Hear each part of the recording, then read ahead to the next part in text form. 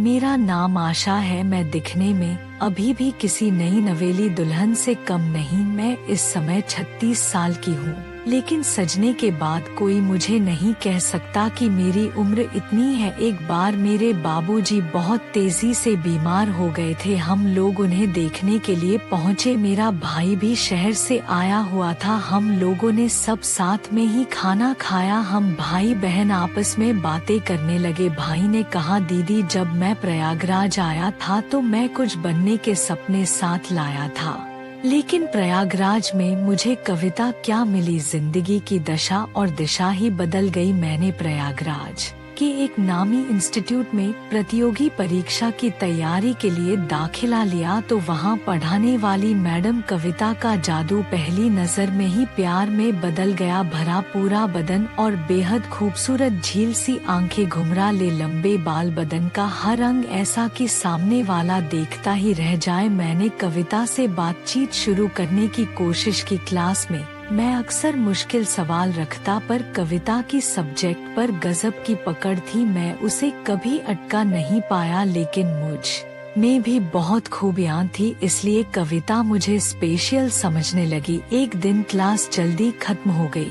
कविता ने मुझको रुकने का इशारा किया। थोड़ी देर बाद हम दोनों एक कॉफी हाउस में थे और वहाँ कहीं अनकही बहुत सी बातें हो गई। नजदीकियाँ बढ़ने लगी तो समय पंख लगाकर उड़ने लगा। एक दिन मौका देखकर मैंने कविता को प्रपोज भी कर दिया, लेकिन कविता ने वैसा जवाब नहीं दिया जैसी मुझको उम्मीद थी। एक बार कविता की बहन की शादी थी, उसने मुझको इनवाइट किया तो मैं भला ऐसा मौका क्यों छोड़ता। काफी अच्छा आयोजन था, लेकिन मुझको इस सब में ज्यादा दिलचस्पी नहीं थी। दकियानूसी रस्में रात भर चलने वाली थी, इसलिए मैं मेहमानों के रुकने वाले हॉल में आकर सो गया। लोगों की आवाजें वहाँ भी आ रही थी, सब बाहर मंडप में थे। रात में अचानक किसी की छून की गर्माहट से मेरी नींद खुली। हॉल की लाइट बंद थी, लेकिन अपनी चादर में लड़की की छून मैं अंधेरे में भी पहचान गया था। कविता इस तरह मेरे साथ, ऐसा सोचना भी मुश्किल था, लेकिन अपने प्यार को इतना करीब पाकर कौन मर्द अपने आप पर कंट्रोल रख सकता है। चंद लम्हों में हम दोनों एक दूसरे में समा जाने को बेताब होने लगे। कविता के चुंबन ने मुझको मदहोश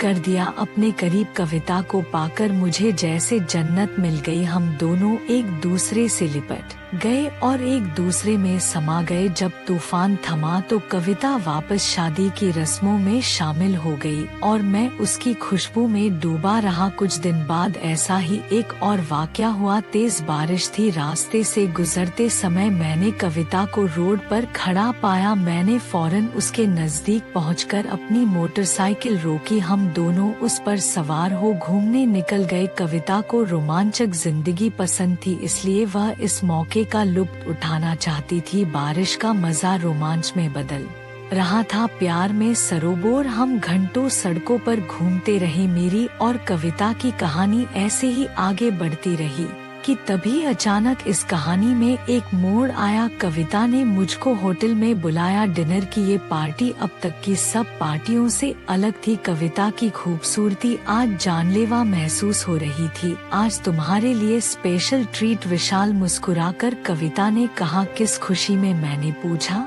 मुझे नई नौकरी मिल गई दिल्ली में, असिस्टेंट प्रोफेसर की। मेरा दिल ये सुनकर टूट गया था। कविता को सरकारी नौकरी मिल गई थी, इसका मतलब उसकी जुदाई भी थी। मैंने दुखी लहजे में कविता को उसकी जुदाई का दर्द कह सुनाया। कविता ने मुस्कुराते हुए कहा, वादा करो तुम पहले कंपटीशन पास करोगे, नौकरी मिलने के बाद ही मुझसे मिलने आओगे, उससे पहले नहीं। ना मुझे फोन करोगे और ना ही चैट। मैं तुम्हारी टीचर रही हूँ, इसलिए मुझे ये गिफ्ट दोगे, फिर हम शादी करेंगे। एक नई जिंदगी, एक नई प्रेम कहानी। मैं तुम्हारा इंतजार करूंगी। 2 साल का समय बस तुम्हारी यादों के सहारे निकालूंगी। अचानक से सब कुछ खत्म हो गया। धीरे धीरे समय बीतने लगा। मैंने अपना वादा तोड़ कविता को फोन भी किए, लेकिन उसने मीठी झटकी से मुझे पढ़ाई पर ध्यान देने को कहा। मुझको भी यह बात चुभ गई। अब पूरा समय मैं अपनी पढ़ाई पर देने लगा। प्यार में बड़ी ताकत होती है,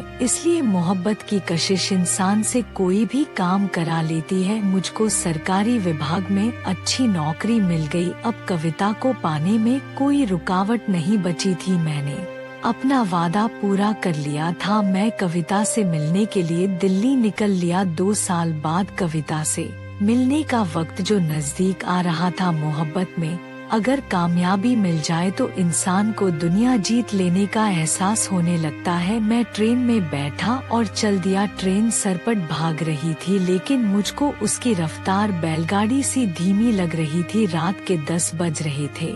मैंने एक पत्रिका निकालकर अपना ध्यान उसमें बांटना चाहा, लेकिन बेजान काले हर्फ और कागज कविता की कल्पना की क्या बराबरी करते। कविता तो ऐसा ख्वाब थी जिसे पूरा करने में मैंने खुद को झोंक दिया था। उसकी हर शर्त, हर हिदायत को आज मैंने पूरा कर दिया था। अब फैसला कविता का था। मैंने मोबाइल फोन निकाला, कविता का नंबर डायल किया, लेकिन फिर अचानक फोन काट दिया। मुझे याद आया कि कविता ने यही तो कहा था, जब सच में कुछ बन जाऊं तब मोहब्बत को पाने की बात करना, उससे पहले नहीं। मैं तब तक तुम्हारा इंतजार करूंगी। मोबाइल फोन वापस जेब के हवाले कर मैं अपनी बर्थ पर लेट गया। सुख के इन लम्हों को मैं कविता की यादों में जीना चाहता था। अचानक ट्रेन रुकी तो मेरी नींद खुली। अभी रात के 4 बजे थे। दिल्ली अभी दूर थी। मैं दोबारा आंखें मूंद हसीन सपनों में खो गया। ट्रेन जब दिल्ली पहुंची तब सुबह के 9 बज चुके थे। मैंने कविता को फोन मिलाया, लेकिन फोन किसी अनजान ने उठाया। वह नंबर कविता का नहीं था, उसका नंबर अब बदल चुका था। दूसरे दिन मैं मालूम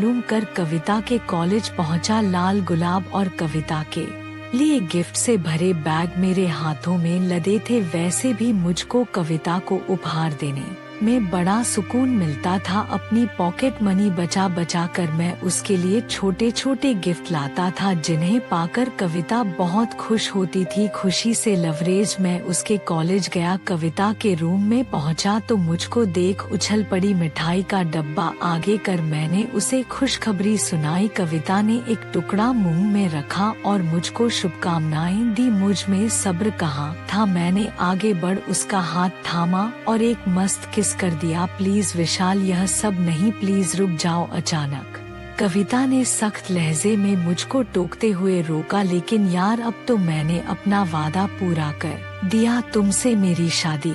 निराश होकर मैंने पूछा, सॉरी विशाल, प्लीज मैंने शादी कर ली है, अब वे सब बातें तुम भूल जाओ। क्या भूल जाओ मतलब? मैं उसे घूरते हुए बोला, हाँ मुझे भूलना होगा। मुस्कुराते हुए कविता बोली, वे सब मजाक की बातें थी, 2 साल पहले कही गई बातें। क्या अब इतने दिन बाद तुम्हें तो मुझसे भी अच्छी लड़कियां मिलेंगी? मुस्कुराते हुए कविता बोली। मैं उल्टे पैर लौट पड़ा। लाल गुलाब मेरे भारी कदमों के नीचे कुचल रहे थे। मजाक की बातें शायद 2 साल में खत्म हो जाती है, मानो खो देती हैं।